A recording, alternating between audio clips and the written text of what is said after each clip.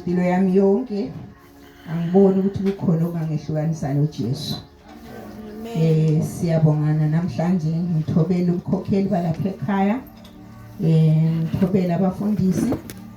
Ngizathanda ukuthi siqhubeke sikhuluma ngendaba yomthandazo. Siyananzelela ukuthi last week umfundisi wa introduce i-topic ye prayer. Siqhubeka sikhuluma ngeprayer. Namhlanje ngizathanda ukuthi sikhabarishe a few aspects of prayer. Lapho esiza zama ukuthi sibonisane ukuthi kanti umthandazo wona kuyini, why do we pray, and how do we pray, and when do we pray. Izinto ezinjengalezo. Sisazoqala sikhuluma ngomthandazo. Ngizaqala ukuthi sivule ku Matthew 26 verse 41. Ngicela usifundele Mphumuzi Matthew 26 verse 41. Okay, 26 verse 41 funza kanje. Lenzani nithandaze kuze ningete kungena ekulingweni. Umoya uyavuma kodwa inyama ibuthakathaka. Siyabonga ngezwe selifundiwe. Siyabona lapha obekhuluma lapha ngomthandazo ngoJesu uqobo lwakhe, ube nabafundi bakhe entabeni yeGetsemane. Besinzima lesi sikhathi kuJesu, bekuyisikhathi sakhe, bese sifikile isikhathi sakhe. Kwabiza ukuthi kuthandazwe, ubethandaze nabafundisi bakhe labathathu, and encourage them to stay awake and pray. And kulese thembiso lapha uNkulunkulu asinika abafundisi bakhe ukuthi lindani lithandaze. Mase lenze lokho lizakhona ukuthi lithi withstand temptations. Kunjalo nakithi bazalwane, sisahambe kukholweni, kunengi esidibana nakho. Masingathandazi bazalwane, isitha lesinguSatani siyasinqoba. You cannot withstand temptations ma ungathandazi. Jesu yasencourage uqobo lwakhe ukuthi lindani lithandaze. By so doing, the enemy will be defeated. We are going to withstand temptations. Ekuseni bazalwane ngithini asimene emthandazweni kuzo zonke izimo. Yebo isimo singabe sinzima, ube madolo nzima, uzwe ukuthi ngani hayi ungalala ungathandazi. But uNkulunkulu uJesu uyasi-encourage, uyasitshela ukuthi ngokuthandaza we are going to withstand temptations. Kungakho kumele sivuseleleke sime emthandazweni. Sisemakhaya sikuphi sibhekana lama difficult situations, singazama ukuthi sizisolvele thina ngokugijima, maybe siye ukuthi how can I do this, ubani kambe ungiphethe kabi, how am I going to defeat that one, ngingenzani. Sesithathisisa kwabangane, sithathisisa kwabanye, abanye beze be consulta noma izangoma noma yini ukuthi how can I defeat this. It is simple for us Christians. Siyaguqa phansi sithandaze isimo singavumi. Siyabonga. Siqhubeka sikhuluma ngomthandazo. Ngizacela sivule futhi okay siqhubeka khona ku 26. We are encouraged again ngo verse 39. Ungifundele verse 39 no verse 42.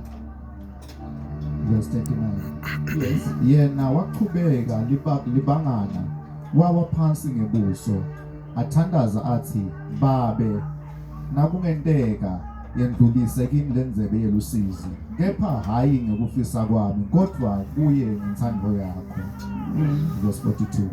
Waphinze wahamba futhi kwesibili wathandaza athi, Babe, nangabe lenzebe ingeke yendlule kimi ngingakayinathi, akwenteke inthando yakho. Amen. Siyambona uJesu ethandaza bazalwane. isimo sinzima, inyama iphikisa, ungavumi, but esikuzwayo lapha from Jesu qobo lwakhe uyathandaza. Spirit is willing, inyama iyala, inyama is weak, but ke what he did wathandazela ukuthi intando kaNkulunkulu yenziwe. Sonke bazalwani lapho esiguqa khona sithandaza. Siyazi ukuthi kwesinye isikhathi siyahamba maybe sikhubane labantu singahlalisane labo bese siyaguqa sithandaze intando yethu. But nathi bese siyas encourage isimo sinzima siphikisana lawe ukuthi asithandaze ukuthi intando kaNkulunkulu yenzeke.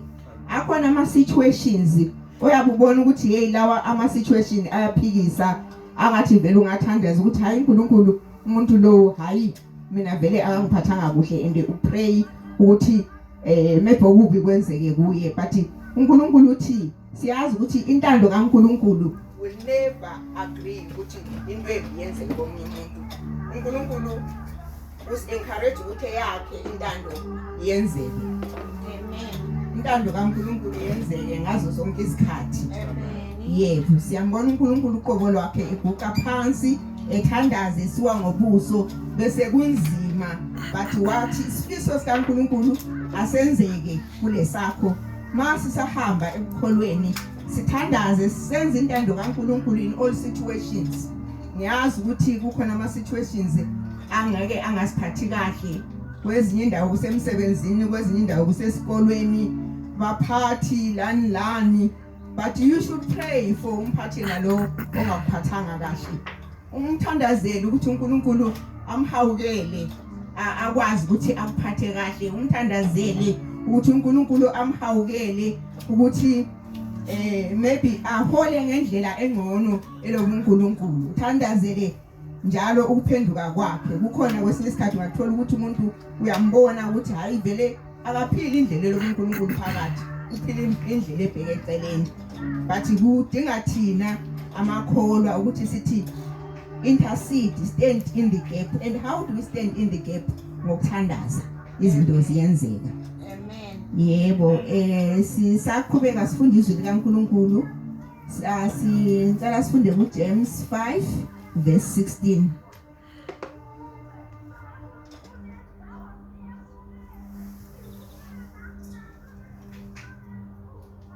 Akobe 5 verse 16. Ngakho-ke vumani itono tenu lomunye kulomunye nithandazelane ukuze nitewuphiliswa. Umusa kwemuntu lolungile kunemandla kakhulu. Amen. Siyabonga bazalwane, kuleli verse we are being encouraged ukuthi masisize emthandazweni kumele sivume izono komunye nomunye. Ngithe mangifunda iverse leli ngananzelela ukuthi masisathandaza into yokuqala kumele siyenze kumele sivume izono komunye nomunye, and the promise is here ukwenzela ukuthi uNkulunkulu ayemukele imthandazo yethu. So kumqoka ukuthi sisathandaza sithi confess our sins. That's why masifika church sisathandaza isikhathi esiningi abasikholayo bayathi ukuthi let us confess our sins and come before the throne of grace. Sisathandaza noma usekhaya noma ungaphi, it all applies. Akusikho ebandleni kuphela, usekhaya ukuphi kumele ukuthi uthandaze. Uyakhumbula ukuthi but ngixabane nabani noma kukhona engakakwenzi kahle, yana emthandazweni makubiza ukuthi approach lo muntu ukuthi hayibani uyazi mina ngiyaxolisa noma ngikonele.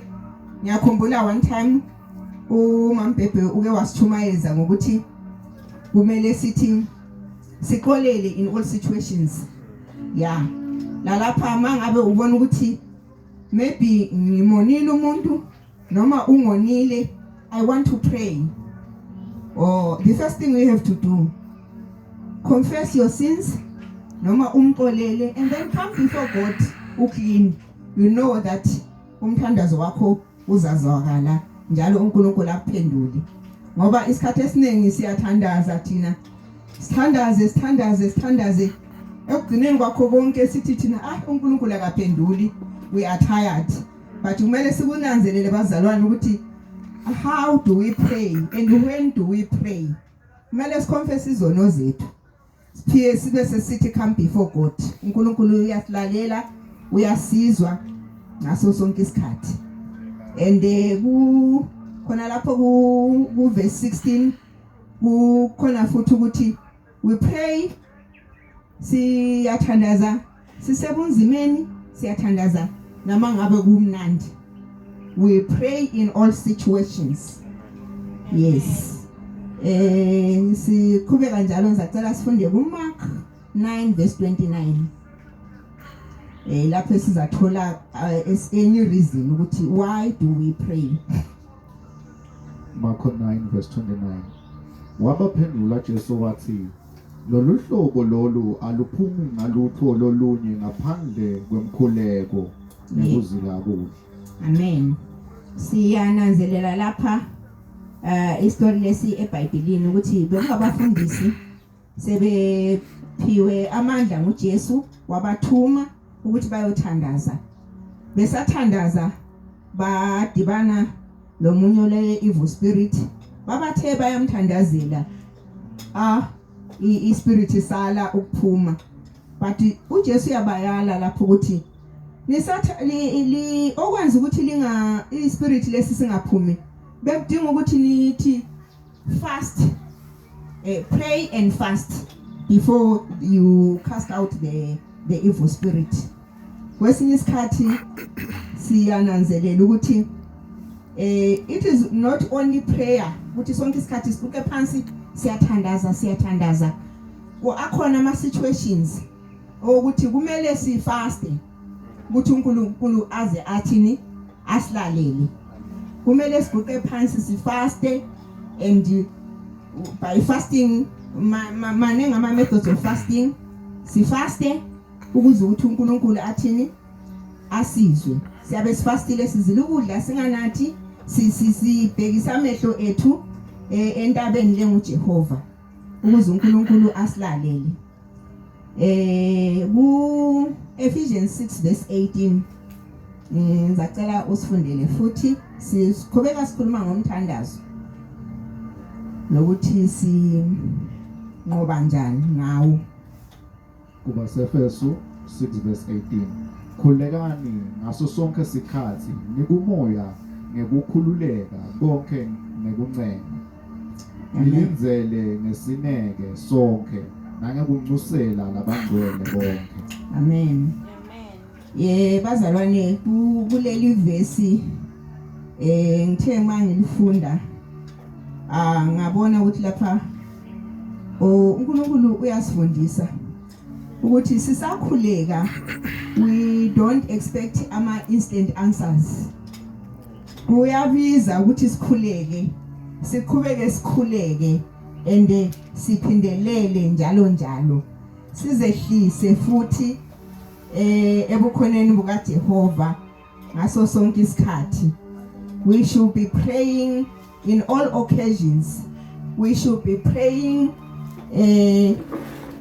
ngalo lonke uhlobo lomthandazo njalo sibe lesineke.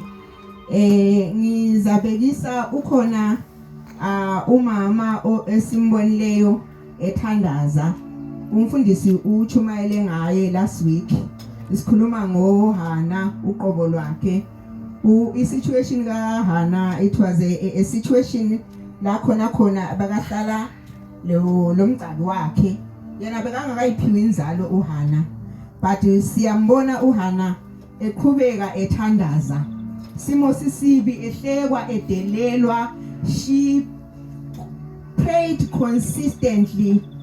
Ukuthi lapha engibone khona ukuthi vele uHana umthandazo kube wenza mgcoka. There's this occasion lapha kade behamba khona esontweni bayo celebrate kudliwe nani, but yena ubekhetha ukungadli afaste athandaze. She was in fasting and prayer, and she prayed for many years before her answer was given to her. We are being encouraged bazalwane ukuthi sihlale emthandazweni noma ngabe singathandaza sibone ngathi hayi uNkulunkulu akalalela akuthi ukuthi uNkulunkulu akezwa uNkulunkulu ufuna ukubona ukuthi umethembile yini uzaqhubeka yini uhlale emthandazweni. Ebandleni siyabadinga omama siyabadinga obaba bazaqhubeka bathandaze njengoHana impendulo ize ifike. Hallelujah. Ngicela siphinde sifunde kuMatthew 21 verse 22.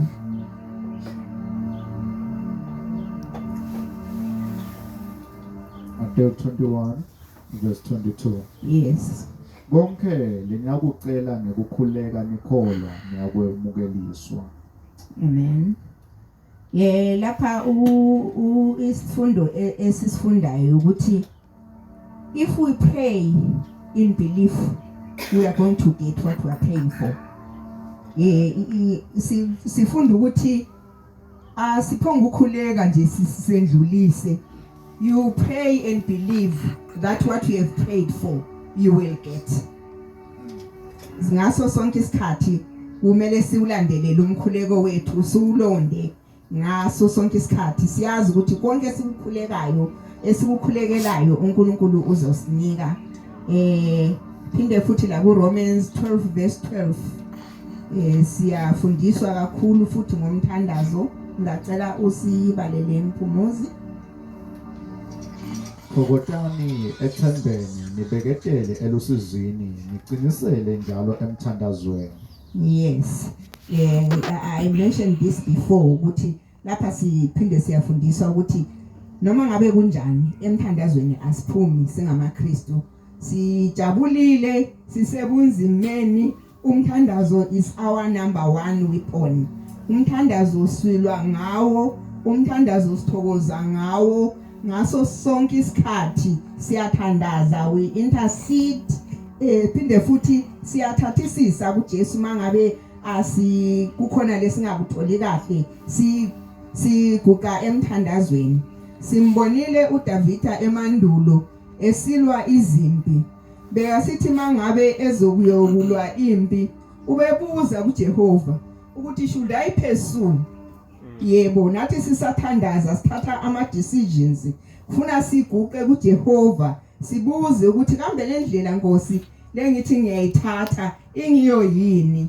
Futhi asithathisise kuJehova ngokuthandaza in all situations.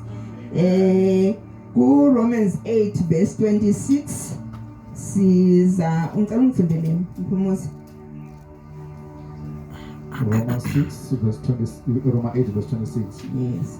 Ngalokufanako moya uyasisita ebuthakathakeni bethu ngobe asati ukuthi kufanele sithandaze kanjani kodwa moya usincusela kuNkulunkulu ngekububula lokungeke kukhulumeke ngemali. Amen. It's another encouraging verse yokuthi siqhubeke bazalwane sithandaze singaze sithi thina asikwazi ukuthandaza. Umthandazo we all don't know how to pray kahle but umoya ongcwele ongakithi uyasitshela ukuthi senzeni. So ngamanye amagama singabazalwane akulamzalwane ozathi hayi mina angikwazi ukuthandaza. We all know how to pray through the Holy Spirit.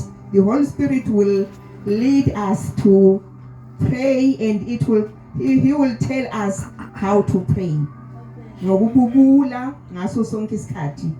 Siyabonga abazalwane ngizacela ukuthi ukubekisa again ngo Esther esimeni esibucayi simbonile uEsther ethandaza. Maybe singalifunda leli verse ku Esther 4 verse 16. Ngicela ungifundele Mpumuzi. Esther 4 verse 16. Yes. Hamba uhlanganise onke emaJuda laseSusa nizile ningithandazele ningadli kudla ninganathi nemande kuze kube ngemalanga lamathathu nebusuku bawo nami netinceku kati tami sitawuzila njengani. Amen. emva kwaloko ngitawuvele